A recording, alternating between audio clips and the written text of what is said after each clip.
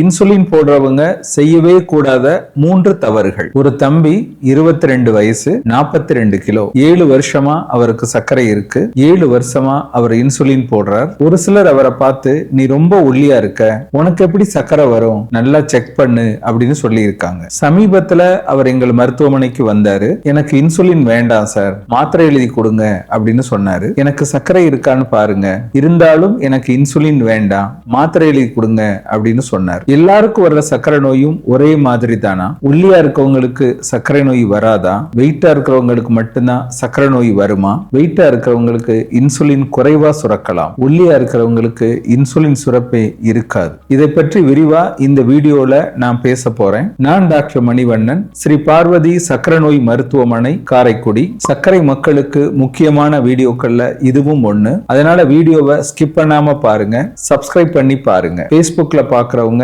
Follow பண்ணி பாருங்க. நம்ம சேனல்ல இருக்கிற ஜாயின் பட்டனை அழுத்தி பங்களிப்பு செய்த அனைவருக்கும் என் நெஞ்சார்ந்த நன்றி. அந்த தம்பிக்கு 22 வயசு தான், வெயிட் 42 கிலோ, ரொம்ப குறைவா இருந்தது. 7 வருஷமா அவருக்கு சர்க்கரை இருக்கு, 7 வருஷமா அவர் இன்சுலின் போட்டுக்கிட்டு இருக்கார். இன்சுலினை நிறுத்தணும் அப்படின்றதுக்காக எங்க மருத்துவமனைக்கு முதல் முறையா வந்திருந்தார். அவருடைய பரிசோதனை முடிவுகள் எல்லாத்தையும் பார்த்தோம். இந்த பரிசோதனை முடிவுகள் அவர் உடம்புல இன்சுலின் சுரப்பே இல்லை அப்படிங்கிறத காட்டுச்சு. அதாவது அவருடைய கணையத்துல இன்சுலின் சுரக்கிற செல்களே இல்லை, முழுசா அழிஞ்சிருச்சு அப்படிங்கறது தான் இந்த ரிப்போர்ட் காட்டுச்சு. இதனால் அவர் 7 வருஷமா இன்சுலின் போட்டுக்கிட்டு இருந்தார். இப்ப அவருக்கு நாங்க பண்ண பரிசோதனையிலையும் இன்சுலின் சுரப்பு சுத்தமா இல்ல அப்படிங்கறத கன்ஃபார்ம் பண்ணோம். சர்க்கரையில எத்தனை வகைகள் இருக்கு, சர்க்கரை நோய்க்கான வாழ்வியல் நடைமுறை என்ன, என்ன சாப்பிடலாம், என்ன சாப்பிடக்கூடாது அப்படிங்கறத பத்தி என்னுடைய 35 வருஷ அனுபவத்தை தொகுத்து நோய்களின் தாய் அப்படின்ற பெயர்ல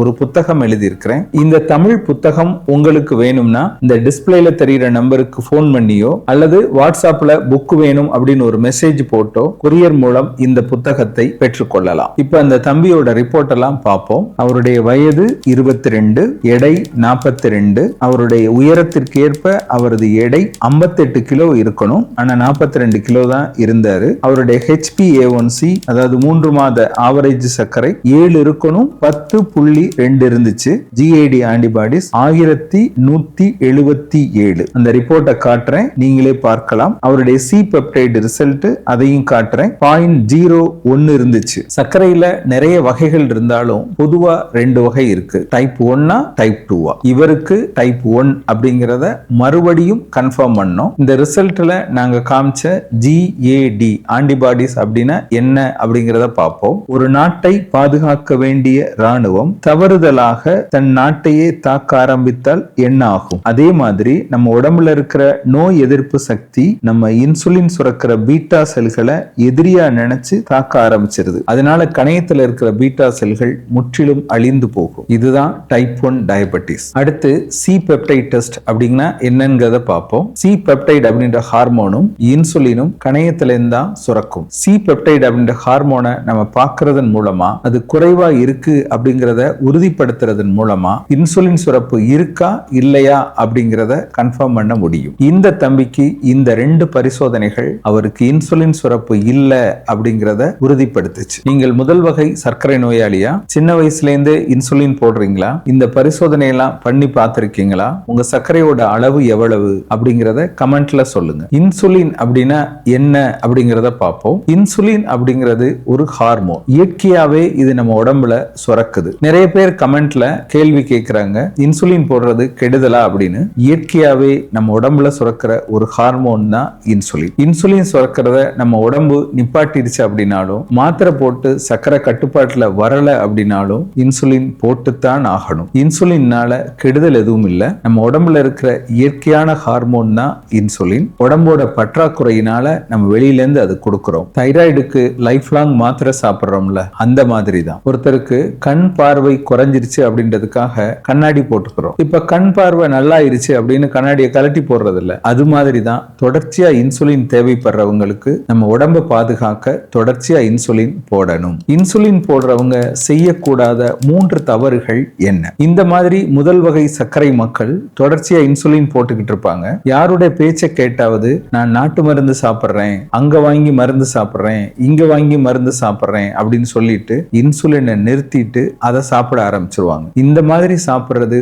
உயிருக்கு ஆபத்தா முடியும். உடனே சர்க்கரையோட அளவு அதிகமாகி டிகேன்னு சொல்லக்கூடிய டயபெட்டிக் கீட்டோஅசிடோசிஸ் உருவாகலாம். இதனால கோமா ஸ்டேஜுக்கு போய் உயிருக்கு ஆபத்தும் ஏற்படலாம். எல்லா சர்க்கரை நோயும் ஒரே மாதிரி நோய் இல்ல. 2ஆம் வகை சர்க்கரை மக்களுக்கு மாத்திரை சாப்பிட்டாலே போதும். மாத்திரை பலனளிக்கல அப்படின்னா தான் இன்சுலின் போட வேண்டியது இருக்கும். முதல் வகை சர்க்கரை மக்களுக்கு ஆயுசு முழுக்க இன்சுலின் போடணும். இதை நல்லா புரிஞ்சுக்கணும். நான் அந்த வீட்டுல ஒருத்தர் இருக்காரு, எனக்கு தெரிஞ்சவர் ஒருத்தர் இருக்கிறாரு, எனக்கு தெரிஞ்ச ஒரு சின்ன பையன் இருக்கிறான், அவன் மாத்திரை சாப்பிடுறான், அந்த மாதிரி நீனும் சாப்பிடு அப்படின்னு சொல்லி இன்சுலினை திடீர்னு நிப்பாட்டக்கூடாது. உங்க டாக்டர் சொல்லாம இன்சுலினை நிறுத்துறது உயிருக்கு ஆபத்தா முடியும். இது 2வது தவறு. 3வது தவறு, டாக்டர் உங்களுடைய பரிசோதனை எல்லாம் பார்த்துட்டு இன்சுலின் எழுதி கொடுத்திருக்கிறார். ஒரே இன்சுலினை ஒரே அளவுல 5 வருஷம் 10 வருஷமா போடுற பேஷண்டையும் நான் பார்த்திருக்கேன். சர்க்கரைங்கிறது நம்ம உடம்புல மாறிக்கிட்டே இருக்கும். நம்ம உணவுனாலையும் நம்மளுடைய வாழ்க்கை முறை மாற்றத்தாலையும் சர்க்கரையோட அளவு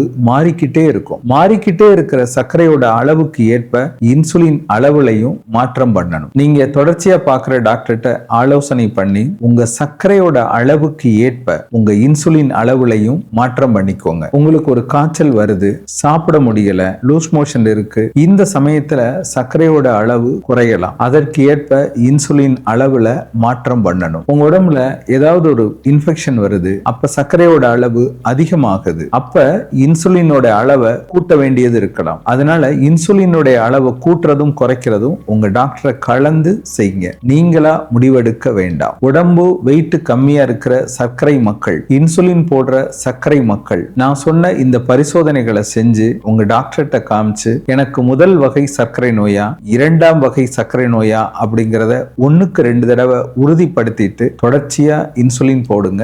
மாத்திரை சாப்பிடுறவங்க தொடர்ச்சியா மாத்திரை சாப்பிடுங்க. அதற்கு அக்கறை காட்டினால் சர்க்கரை குறையும். உடம்பு பார்த்துக்கோங்க. இந்த வீடியோ பதிவோட முதல் கமெண்ட்ல சுகர் மாத்திரை மூளையை பாதிக்குமா அப்படின்ற வீடியோவும் இருக்கு. அதையும் போய் பார்த்து தெரிஞ்சுக்கோங்க.